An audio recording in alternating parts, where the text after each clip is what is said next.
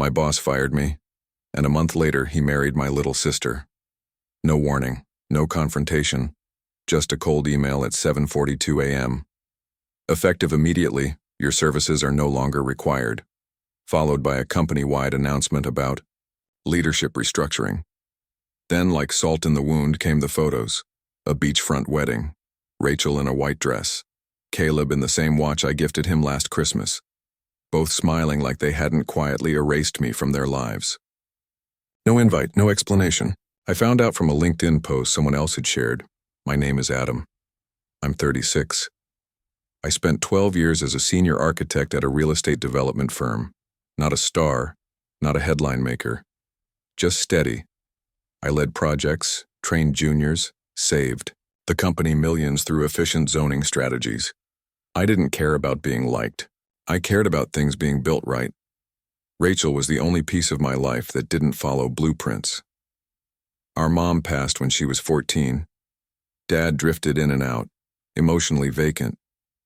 I became the one who picked her up from school, who made sure she ate, who covered her tuition when scholarships fell short. I didn't just love her, I raised her. I never imagined she'd stand beside the man who fired me. But that's not the part that stung. It was the silence. No explanation, no anger, just absence. They thought I'd fade quietly. They thought I'd start over, forget, move on. But they forgot one thing. You don't erase an architect by removing his name from the building. You just free his hands to redesign the foundation. And I did. Today, I don't just own the roof over their heads. I also own the story they've been trying to bury. There was a time when I believed silence meant safety. I didn't ask for much. Just clear lines, clean rules, and the chance to build things that lasted. I wasn't flashy. Wasn't political. I stayed out of office drama, did my job, and let others chase the spotlight. That's how I lasted 12 years at Whitestone Developments, a mid-sized but ambitious real estate firm carving out its place in the commercial sector. My specialty was city-side multi-use builds, the kind of projects where every inch had to serve 3 functions. I knew zoning laws like muscle memory. I wrote structural protocols the engineering team used for years. I became the guy you called when something had to be fixed quietly before it reached the board. Caleb joined the firm 4 years after me. He was younger, louder, and knew how to dress for promotion. He was good at managing client optics and playing golf with the regional investor groups. I didn't mind him. We weren't friends, but we coexisted. He ran development. I ran structure. Rachel met him during her summer internship. She was 24 at the time, curious, bright, and still a little unsure of her place. I had gotten her the opportunity after she told me she was tired of low-level admin jobs and wanted to explore real estate. I vouched for her. She'd always looked up to me. After Mom died, we became a team. Our dad, he floated through grief like a fog. I was the one who checked her homework, signed her field trip forms, taught her how to drive. I paid her phone bill, bought her first car, and when she had that awful breakup in college, I drove 5 hours in silence just to bring her home. So when she started talking about Caleb, he's smart. He listens. He understands the pressure. You're under 2? I didn't object. I just listened. I thought maybe he made her feel seen. Looking back, that was the first warning. She had always measured her life by how close it stayed to mine. Suddenly, she was aligning herself with someone who didn't share my principles, just my position. Caleb was rising fast. He'd recently started lobbying for a modern restructuring of the company's asset management division. One of his proposals involved outsourcing architectural planning to a digital firm out of state. I opposed it, not out of pride, but because I'd already beta tested their systems and found their code full of logic gaps. Caleb didn't take the pushback well, but I still didn't connect it. Rachel stopped coming by on Sundays. Her texts became more generic. One weekend, I dropped off a package of legal templates she'd asked for. She wasn't home. Didn't call to thank me either. Still, I stayed focused. I was heading up a sustainable urban housing project called Haven Ridge. It was the firm's first attempt at green certified community planning, solar, rainwater harvesting, biophilic design. I'd spent 14 months building that blueprint. Caleb had even told the board it was the future of Whitestone. Then, slowly, things began slipping. First, I was asked to delegate some of my responsibilities to junior staff to improve efficiency. Then Caleb started excluding me from investor review calls. HR quietly pulled me into meetings about alignment strategy and retention pathways, vague language with sharp edges. One day, Rachel mentioned she and Caleb were seeing each other more seriously. I said I was glad she was happy. I meant it. But something in her tone sounded like a warning, like she expected me to react and was disappointed when I didn't. Then she added, "He says the firm needs people who can adapt faster." It was such a casual sentence, so easy to miss. But it hit like a crack in drywall, small at first but loaded with pressure. I still didn't push back, still didn't ask questions. Because I believed two things. One, my work would speak louder than politics. Two, Rachel would never let me be blindsided. I was wrong on both counts. What I didn't realize back then was this. While I was building structures for clients, someone else was quietly redrawing the floor plan of my life, brick by brick, behind my back. And the day they broke ground, I never even heard the first hammer fall. It started with the Haven Ridge project.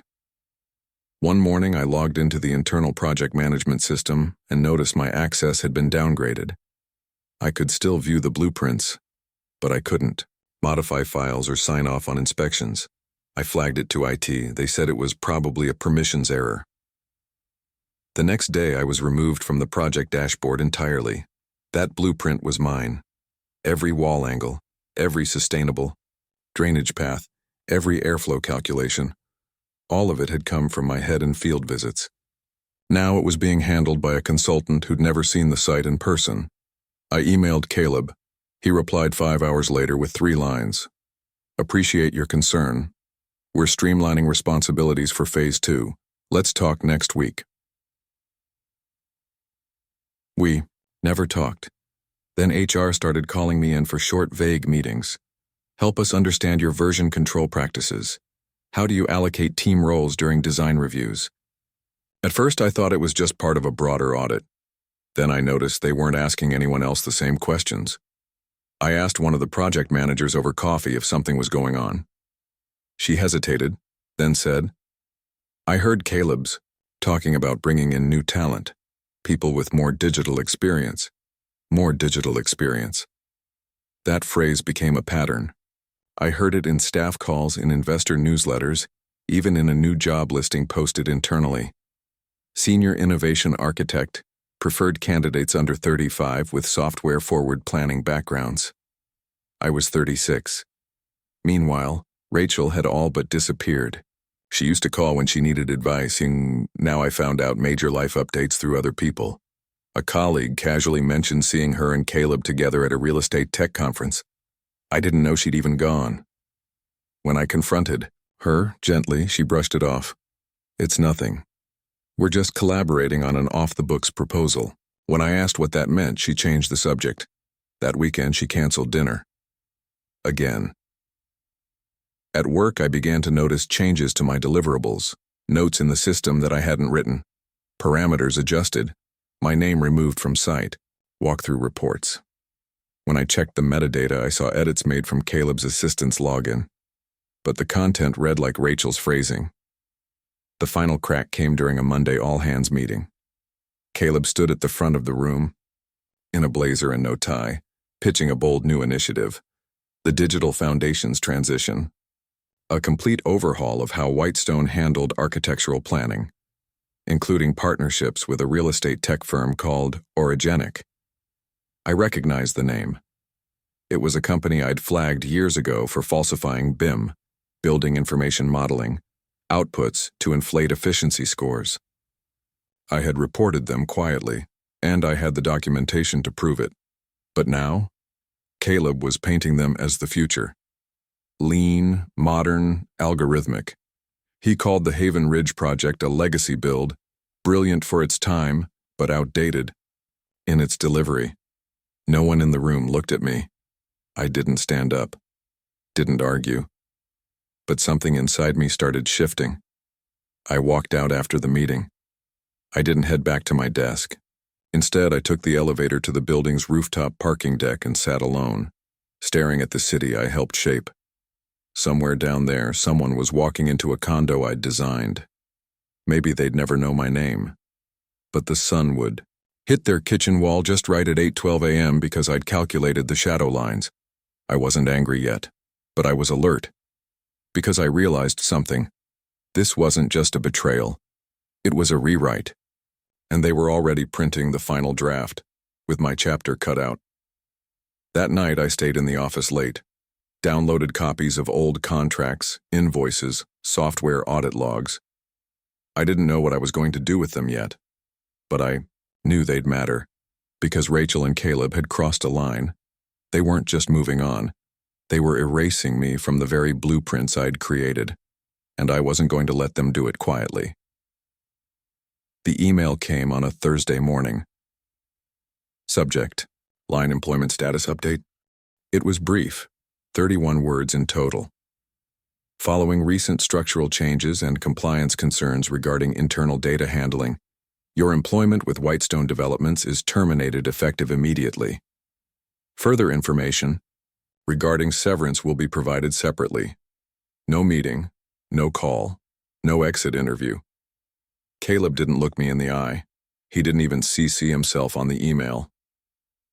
2 hours later, I was locked out of my work account. By noon, my building badge stopped working. I walked home that day, 5 miles. No music, no calls, just silence and that dull, pounding ache that hits behind the eyes when you're trying not to feel humiliated. What broke me wasn't the job. It was the text I received that night.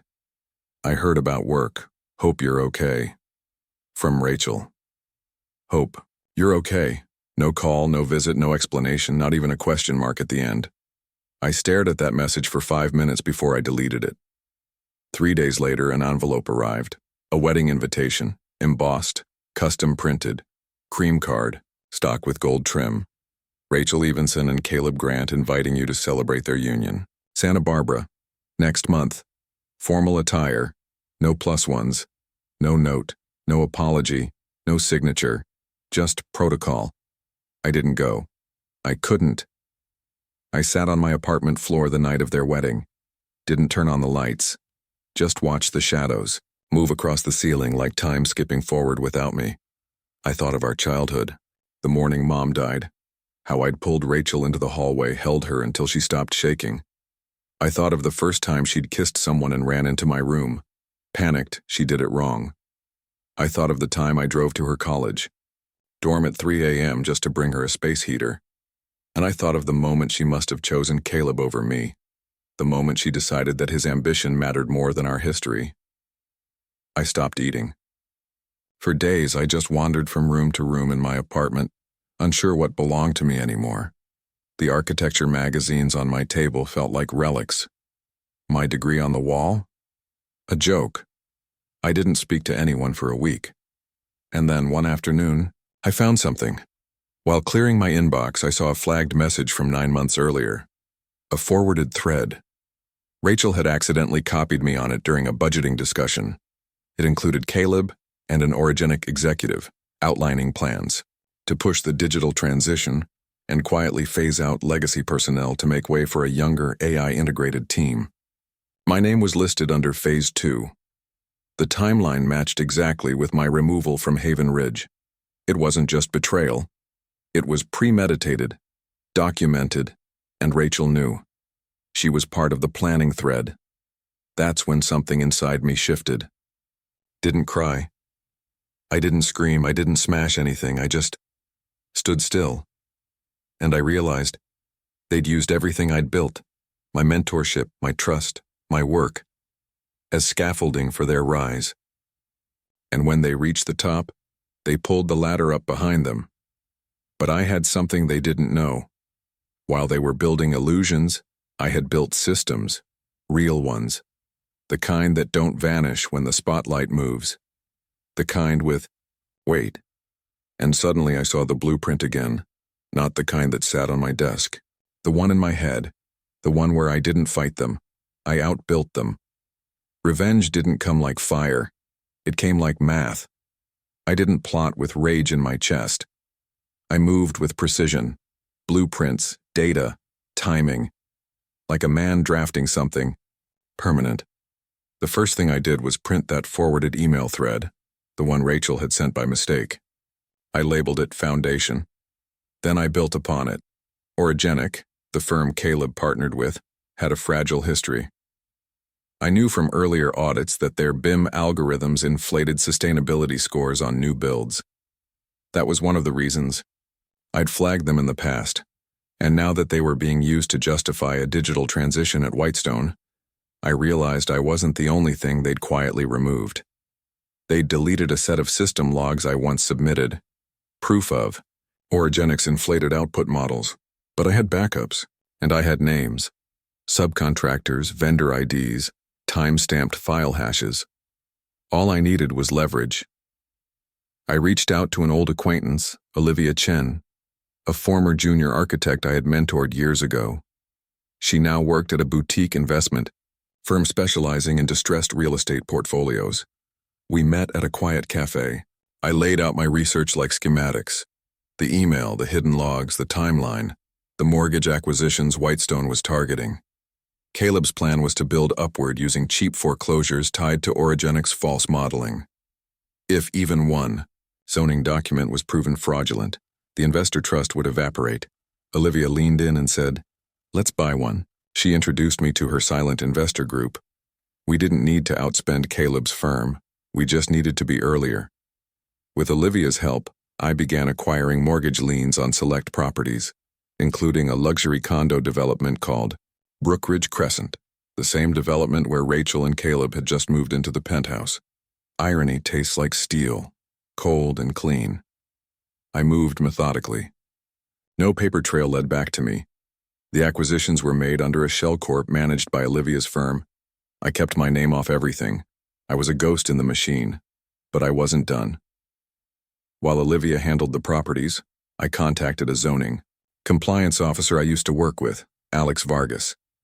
I didn't mention revenge, I simply asked, if a firm knowingly submits a false energy efficiency report, what's the protocol?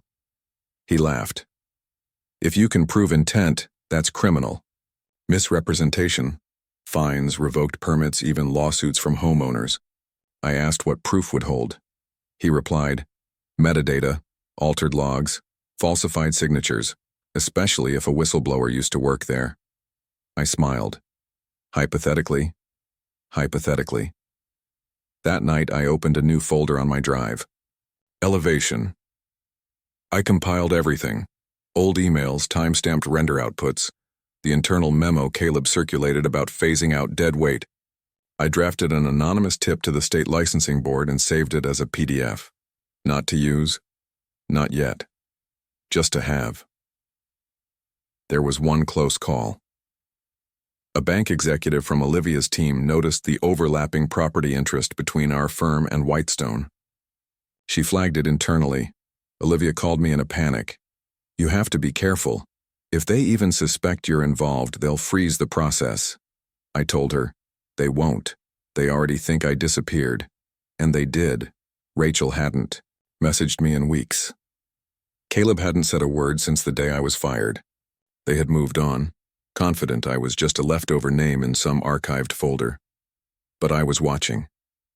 And on the day the Brookridge Crescent lien was officially transferred to Olivia's firm, I walked past the building.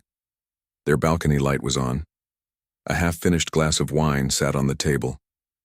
For a moment I paused, just long enough to imagine Rachel laughing inside, maybe toasting the view. And I said quietly, let's see how long it lasts. Because the mortgage was now overdue. And soon, a letter would arrive. And soon, they would learn that the structure they stood on wasn't theirs anymore. The letter arrived on a Tuesday. Certified mail. Plain envelope. No logo. No fanfare. Inside was a formal notice from Celestia Holdings, the investment shell company Olivia had created. The document was clear and final. As of 45 days overdue on scheduled payments, Brookridge Crescent Unit 28F is in violation of the mortgage agreement. If the balance is not settled, foreclosure proceedings will begin. Rachel called me the next morning. Blocked number. Hesitant tone. Hi. It's me. Can we talk? I didn't say yes. I didn't say no, I just listened. We got a letter. Something about the condo. I don't understand. Caleb's looking into it, but the firm isn't responding. She paused, waiting for me to jump in. I didn't. Then she said, almost a whisper, "Did you do this?" I answered calmly, "You live in something I helped build. That doesn't mean you own it." I hung up. 3 days later, Caleb sent an email for the first time since I was fired. Short, clipped, "If this is you, we need to talk. This is damaging. The board is involved." I didn't reply, because it wasn't just about them anymore. While they scrambled, I forwarded a copy of my compiled evidence to a contact at Civic Build Journal, a local industry magazine known for exposing shady developments. I used a pseudonym. No flair, no drama. Just files and facts. The headline dropped 2 weeks later. Greenwashed growth. How one firm faked sustainability to land millions in investment. The article, named Orogenic, outlined Caleb's silent deals and raised questions about Whitestone's practices.